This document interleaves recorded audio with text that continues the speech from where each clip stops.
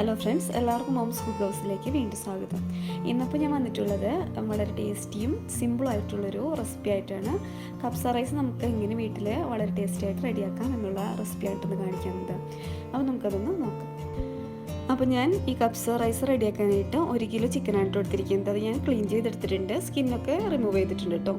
ചെറുതായിട്ടൊന്ന് വരഞ്ഞൂടെ കൊടുത്തിട്ടുണ്ട്. ഇനി നമുക്കിതിലേക്ക് കുറച്ച് മസാലപ്പൊടികളൂടെ ചേർത്ത് കൊടുക്കാം. അപ്പോൾ ഇതിലേക്ക് മുളക് പൊടിയല്ല യൂസ് ചെയ്തിരിക്കുന്നത്, പാപ്രിക്ക പൗഡറാണ് കേട്ടോ. ഇവിടെ കപ്സയ്ക്ക് റെഡിയാക്കാനായിട്ട് പാപ്രിക്ക പൗഡറാണ് കൂടുതൽ യൂസ് ചെയ്യുന്നത്. അപ്പോൾ ഞാൻ ഈ ഒരു റെസിപ്പിക്ക് അത് തന്നെയാണ് കേട്ടോ യൂസ് ചെയ്യുന്നത്. പാപ്രിക്ക പൗഡർ നിങ്ങളുടെ കയ്യിൽ ഇല്ലാന്നുണ്ടെങ്കിൽ നിങ്ങൾ കാശ്മീരി ചില്ലി പൗഡർ യൂസ് ചെയ്താൽ മതി കേട്ടോ. അപ്പോൾ ഞാൻ 1.5 ടേബിൾ സ്പൂൺ പാപ്രിക്ക പൗഡർ എടുത്തിട്ടുണ്ട്. പിന്നെ ഓറിഗാനോ 1/2 ടേബിൾ സ്പൂൺ എടുത്തിട്ടുണ്ട്. Black pepper powder 3/4 table spoon എടുത്തിട്ടുണ്ട്. എരിവ് കൂടുതൽ വേണമെന്നുണ്ടെങ്കിൽ 1 ടേബിൾ സ്പൂൺ വരെയൊക്കെ ആവും കേട്ടോ. പിന്നെ ഞാൻ മഞ്ഞൾപ്പൊടി 1/2 ടീസ്പൂൺ ആയിട്ട് എടുത്തിരിക്കുന്നത്. കൂടെ തന്നെ ഞാൻ കപ്സ മസാല 2.5 ടേബിൾ സ്പൂൺ എടുത്തിട്ടുണ്ട്. കപ്സ മസാലയുടെ വീഡിയോ ഞാൻ ഓൾറെഡി അപ്ലോഡ് ചെയ്തിട്ടുണ്ട് കേട്ടോ. അപ്പോൾ ഇതിൻ്റെ ലിങ്ക് ഞാൻ ഡിസ്ക്രിപ്ഷനിൽ കൊടുത്തേക്കാം, ആവശ്യമുള്ളൊരു അതൊന്ന് ഫോളോ ചെയ്താൽ മതി. ഇനി നമുക്ക് ഈ പൊടികൾ ചിക്കനിലേക്ക് ഇട്ട് കൊടുക്കാം. കൂടെ തന്നെ ഞാൻ ഇതിലേക്ക് 2.5 ടേബിൾ സ്പൂൺ വിനീഗർ കൂടെ ഒഴിച്ചു കൊടുക്കുന്നുണ്ട്.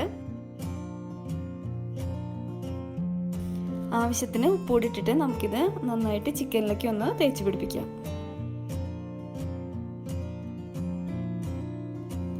അതിനുശേഷം നമുക്കിത് അരമണിക്കൂർ ഒന്ന് റെസ്റ്റ് ചെയ്യാൻ വയ്ക്കാം.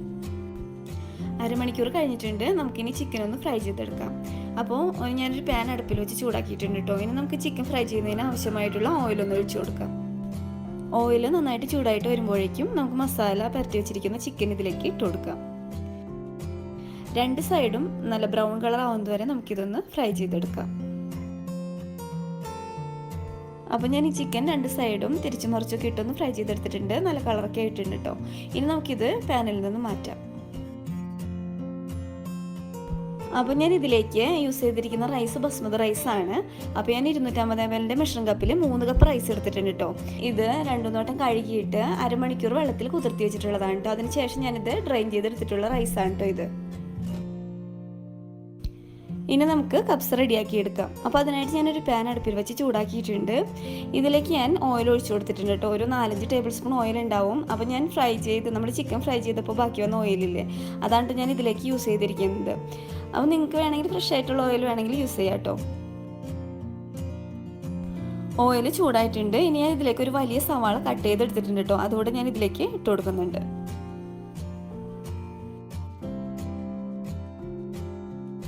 സവാള ചെറുതായിട്ടൊന്ന് വഴന്നു വരുമ്പോഴേക്കും ഞാൻ ഇതിലേക്ക് 1 ടേബിൾ സ്പൂൺ വെളുത്തുള്ളി ഇതുപോലെ ഒന്ന് കട്ട് ചെയ്തതും കൂടി ചേർത്ത് കൊടുക്കുന്നുണ്ട്.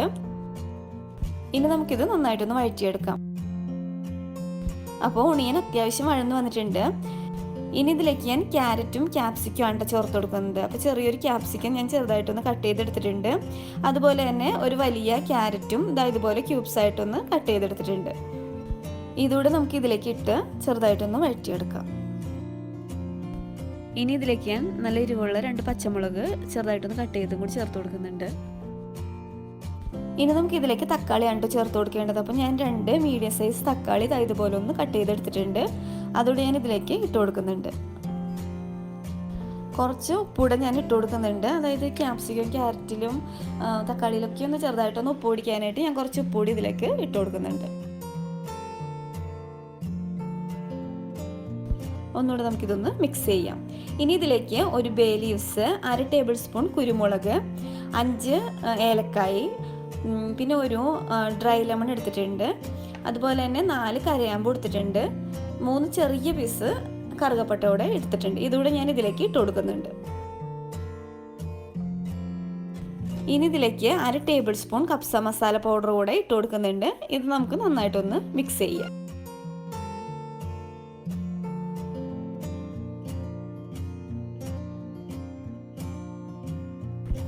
ഇനി നമുക്ക് ഈ പാൻ മൂടി വെച്ച് തക്കാളിയൊക്കെ നന്നായിട്ട് വഴന്നു വരുന്നത് വരെ കുക്ക് ചെയ്യാം. ഇടയ്ക്കൊന്ന് ഇളക്കിയിട്ട് കൊടുക്കാനായിട്ട് മറക്കരുത് കേട്ടോ. തക്കാളി നന്നായിട്ട് വഴന്നു വന്നിട്ടുണ്ട്. ഇനി നമുക്ക് ഫ്രൈ ചെയ്ത് വെച്ചിരിക്കുന്ന ചിക്കൻ പീസസും കൂടെ ഇതിലേക്ക് ഇട്ട് കൊടുക്കാം. ഈ മസാല ചിക്കൻ്റെ എല്ലാ ഭാഗത്തും ആകത്തക്ക രീതിയിൽ നമുക്ക് നന്നായിട്ടൊന്ന് മിക്സ് ചെയ്യാം. അതിനുശേഷം നമുക്കിത് ഒരു 3 മിനിറ്റ് ലോ ഫ്ലെയിമിലൊന്ന് കുക്ക് ചെയ്യാം. അപ്പോൾ 3 മിനിറ്റൊക്കെ കഴിഞ്ഞിട്ടുണ്ട്. അപ്പോൾ ഞാൻ ഇതിലേക്ക് ഇനി വെള്ളമാണ് ചേർത്ത് കൊടുക്കുന്നത്. അപ്പോൾ തിളച്ച വെള്ളം തന്നെയാണ് ഞാൻ ഇതിലേക്ക് ഒഴിച്ചു കൊടുക്കുന്നത്. നല്ല ചൂടുള്ള വെള്ളം തന്നെ ഒഴിച്ചു കൊടുക്കാനായിട്ട് ശ്രദ്ധിക്കുക. അപ്പോൾ ഞാൻ 3 കപ്പ് റൈസിന് 4.5 കപ്പ് വെള്ളമാണ് ഒഴിച്ചു കൊടുക്കുന്നത്. അപ്പോൾ ചില റൈസിന് വേവ് കൂടുന്നതിനനുസരിച്ച് വെള്ളത്തിൻ്റെ അളവിനും വ്യത്യാസം വരും കേട്ടോ. അപ്പോൾ അത് നിങ്ങൾ നോക്കിയിട്ട് ചെയ്യുക. അതിനനുസരിച്ച് ആവശ്യത്തിനുള്ള ഉപ്പോട് ചേർത്ത് കൊടുക്കുക.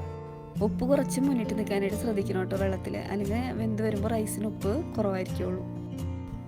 ഇനി ഞാൻ ഇതിലേക്ക് 3 ടേബിൾ സ്പൂൺ ചെറുതായിട്ട് കട്ട് ചെയ്തിരിക്കുന്ന മല്ലിയില കൂടെ ഇട്ട് കൊടുക്കുന്നുണ്ട്.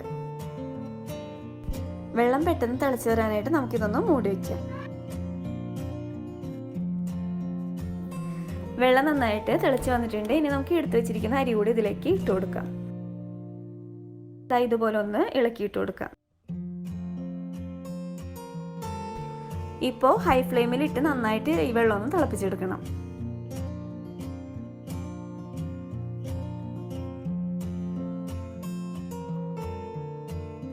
അപ്പോൾ വെള്ളം നന്നായിട്ട് തിളച്ച് വന്നിട്ടുണ്ട്. ഇനി നമുക്ക് ലോ ഫ്ലെയിമിലാക്കിയിട്ട് 15 മിനിറ്റ് ഈ റൈസ് ഒന്ന് കുക്ക് ചെയ്യാം. അപ്പോൾ റൈസിൻ്റെ വേവ് അനുസരിച്ച് വെള്ളത്തിലും വ്യത്യാസം വരും, അതുപോലെ തന്നെ ടൈമിലും വ്യത്യാസം വരും കേട്ടോ. അപ്പോൾ നിങ്ങൾക്ക് ടെൻഷൻ ഉണ്ടെങ്കിൽ ഒരു 13 മിനിറ്റൊക്കെ കഴിയുമ്പോൾ ജസ്റ്റ് ഒന്ന് ഇളക്കിയിട്ട് കൊടുക്കുക. അതിനുശേഷം വെള്ളം ആവശ്യമുണ്ടെന്നുണ്ടെങ്കിൽ തിളച്ച വെള്ളം ഇതിലേക്ക് ഒരു 1/4 കപ്പോ 1/2 കപ്പോ ഒക്കെ ചേർത്ത് കൊടുക്കുക. അപ്പോൾ എനിക്കിവിടെ റൈസ് കുക്കാവാനായിട്ട് വേണ്ടി വന്ന ടൈം 15 മിനിറ്റ് ആണ് കേട്ടോ. അപ്പോൾ നല്ല പെർഫെക്റ്റ് ആയിട്ട് റൈസൊക്കെ കുക്കായിട്ട് വന്നിട്ടുണ്ട്. അതുപോലെ തന്നെ നല്ല സോഫ്റ്റ് ആയിട്ട് ചിക്കനും വെന്ത് വന്നിട്ടുണ്ട്. അപ്പോൾ നമ്മുടെ ടേസ്റ്റി ആയിട്ടുള്ള കബ്സ ഇവിടെ റെഡി ആയിട്ടുണ്ട്. ഈസിയും ടേസ്റ്റിയാണ് കേട്ടോ. പെട്ടെന്ന് തന്നെ റെഡിയാക്കാൻ പറ്റിയ ഒരു ഈസി റെസിപ്പി തന്നെയാണിത്. എല്ലാവരും ട്രൈ ചെയ്ത് നോക്കുക, ഫീഡ്ബാക്കൊക്കെ അറിയിക്കുക. ഇനി നമുക്ക് ഇതൊരു സെർവിങ് പ്ലേറ്റിലേക്ക് മാറ്റാം. അപ്പോൾ ഇത് കാണുന്നത് പോലെ തന്നെ നല്ല ടേസ്റ്റിയാണ് കേട്ടോ കഴിക്കാനും. കുട്ടികൾക്കൊക്കെ ഒത്തിരി ഇഷ്ടമാവും.